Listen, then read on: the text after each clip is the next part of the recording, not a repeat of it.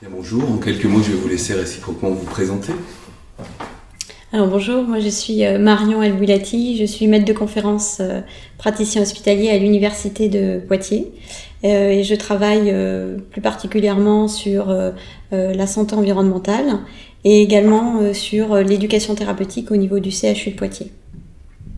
Moi je suis Emmanuel Ruche, je suis professeur des universités, praticien hospitalier à l'Université de Tours et je travaille dans le cadre d'une équipe de recherche qui s'intitule Éducation, éthique et santé, avec des sciences de l'éducation et le département de médecine générale et le département de santé publique. Madame Lati, vous organisez, ou en tout cas vous placez l'année 2016 sous les couleurs de l'enjeu, ou des enjeux multiples de la littératie en santé à Poitiers, avec une semaine consacrée à la littératie en santé. Est-ce que vous pourriez en quelques mots nous en parler ? Oui, tout à fait. Dans le cadre de mes activités universitaires d'enseignante, et notamment en tant que co-responsable avec l'équipe d'Emmanuel Ruche du diplôme universitaire interuniversitaire d'éducation pour la santé et éducation thérapeutique, nous avons été contactés par une chercheure canadienne, le professeur Nathalie Boivin, qui est chercheure en sciences infirmières, de manière à organiser un échange interuniversitaire entre l'université de Moncton et l'université de Poitiers.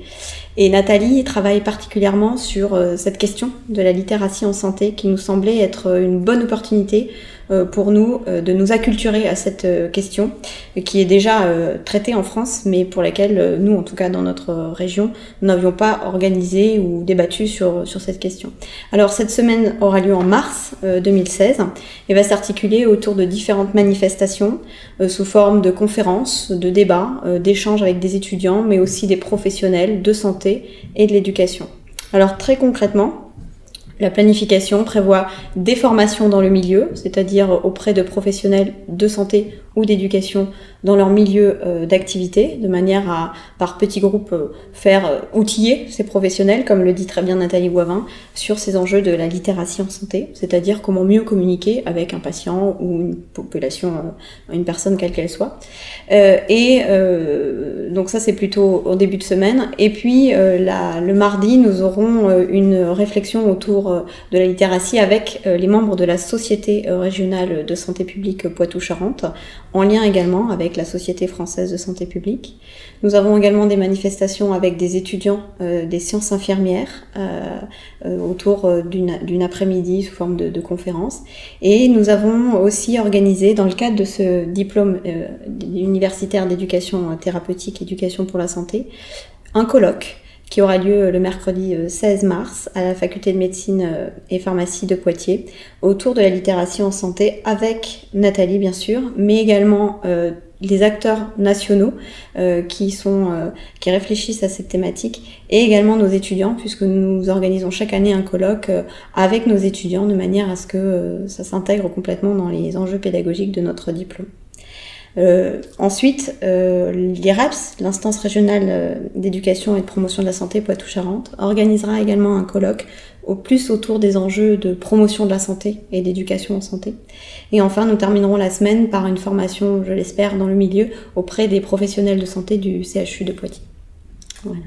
Merci à vous pour ce descriptif du riche contenu de cette semaine à venir autour de la littératie. En écho à la présentation de cette semaine, Emmanuel Ruche, un documentaire est en cours à la rencontre des différents protagonistes de la littératie en santé, experts universitaires, patients formateurs, pour essayer de cerner cette approche multidisciplinaire de la littératie en santé. Votre équipe est donc partenaire de cette dynamique et des 4 webinaires qui viendront conclure cette démarche de recherche média à la rencontre de ces acteurs. Pourquoi une telle dynamique interdisciplinaire pour questionner la littératie en santé ? Alors, je pense qu'on est tous motivés par un enjeu qui est améliorer l'état de santé et le bien-être de nos concitoyens, ou en tout cas des populations avec lesquelles on travaille. Et de ce fait, la notion de littératie en santé qui renvoie quelque part une notion un peu de socle de compétences de chacun d'entre nous, de chaque citoyen vis-à-vis de la santé, constitue du coup un enjeu important. Alors cet enjeu important, après il peut certainement se décliner de façon disciplinaire au sens universitaire de différentes façons. On peut avoir une approche certainement un petit peu comportementaliste et voire didacticienne autour de la mise en œuvre de cette littératie en santé. Du coup, ça va nous renvoyer vers des mouvements qui sont peut-être plutôt portés par soit des sciences de l'éducation au sens didactique, je l'ai dit, mais peut-être aussi du côté des psychologues qui s'intéressent notamment vers les jeunes. Ça, c'est une façon certainement d'appréhender la littératie en santé, et qui est assez individualisée en fait, qui voit un individu après l'autre. Il peut y avoir des approches qui sont certainement plus collectives du côté de la santé publique, mais comme du côté de la sociologie ou de l'anthropologie autour de la littératie en santé. Donc je pense que, sans entrer dans le détail, les différentes disciplines ont quelque chose de complémentaire et peuvent apporter quelque chose de complémentaire à finalement un objet commun qui est de s'interroger sur comment faciliter l'autonomisation, ce que les anglo-saxons appellent l'empowerment du citoyen vis-à-vis de sa santé. Permettez-moi de revenir très brièvement sur les 4 angles de cette ligne éditoriale de réflexion, au premier rang desquels la relation patient-soignant et cet enjeu de développer la littératie en santé dans ses formes multiples, dans la relation patient-soignant. Vous qui êtes une actrice de l'éducation thérapeutique en France, quel enjeu, en quelques mots, de travailler ou en tout cas de penser plus de littératie en santé dans cette relation peut-être binaire, mais aussi peut-être triangulaire avec les aidants en l'occurrence? Un enjeu majeur, puisque nous avons énormément progressé en France ces dernières années grâce à la reconnaissance de l'éducation thérapeutique du patient, ce qui fait que les équipes, notamment hospitalières, se sont mobilisées pour s'organiser, pour offrir une prestation d'éducation thérapeutique. Néanmoins, on constate que beaucoup de ces équipes projettent leur représentation du besoin du patient. Et donc, on est aujourd'hui, je pense, à un stade où on va devoir amorcer un peu plus cette révolution culturelle de la posture éducative et de repartir vraiment du besoin du patient pour construire son offre de santé. Et dans ce besoin du patient, il y a bien sûr l'identification de ses capacités à comprendre l'information. Et la littératie, en tout cas telle que Nathalie Boivin nous propose, de manière d'outiller les professionnels, déjà peut-être même de les sensibiliser, de les former et de les outiller à cette communication interpersonnelle qui n'est pas que seulement dépendante des compétences ou des connaissances du patient, mais bien de ses connaissances ou de ses capacités à s'approprier sa santé dans un contexte donné. Et cette manière d'outiller les professionnels me semble indispensable aujourd'hui en France pour pouvoir améliorer l'offre d'éducation thérapeutique des patients. Second enjeu, Emmanuelle Ruch, bien évidemment, lorsqu'on questionne les professionnels de santé, du soin ou de l'accompagnement, la question de l'interculturalité, ou en tout cas des culturalités multiples en santé est un enjeu majeur, qu'il s'agit de langue ou encore de représentation même du soin ou de la santé. Pourquoi penser et réfléchir cet enjeu d'interculturalité en matière de littératie ? Alors je pense que en fait, j'aurais tendance à dire que on peut pas les penser différemment. C'est-à-dire que la littératie, comme le disait Marion à l'instant, met l'accent quelque part sur la relation qui peut exister entre un professionnel santé ou sociale, on pourrait le retrouver dans d'autres dimensions que la santé. Vous avez cité le terme d'accompagnement à l'instant, donc on est bien dans ce processus d'accompagnement. Et donc du coup, on a au travers de cette notion de littératie un accent qui est mis sur cette relation entre le professionnel et l'individu citoyen.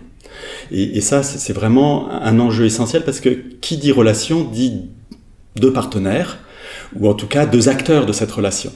Et ce qui implique que l'un et l'autre, que ce soit d'ailleurs le patient vis-à-vis du professionnel ou le professionnel vis-à-vis du patient, qu'il y ait une considération réciproque et une intelligence réciproque.